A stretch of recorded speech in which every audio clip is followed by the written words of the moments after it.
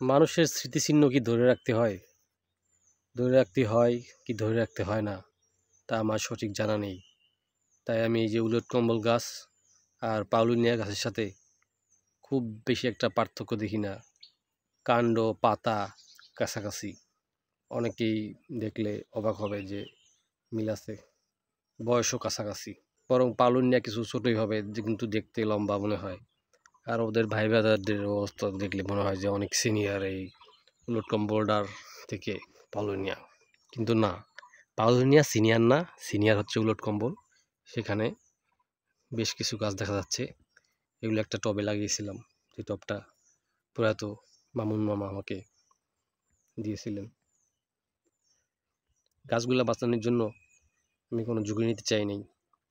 আমি ভেবেছি টবটার থেকে যদি আমি না ভেঙে বের করি, এত শিকড়, গাছটা মনে হয় মরে যেতে পারে।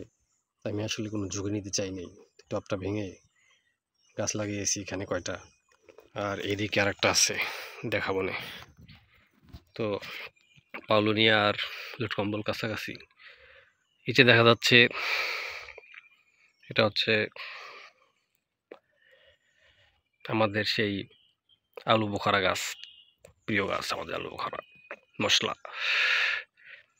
খুব সুন্দর, ভালো লাগে বিরিয়ানিতে আলু বোখারা খেতে। আলু বোখারা গাছ আরো দুইটা আছে এদিকে, মাশাআল্লাহ, আলহামদুলিল্লাহ।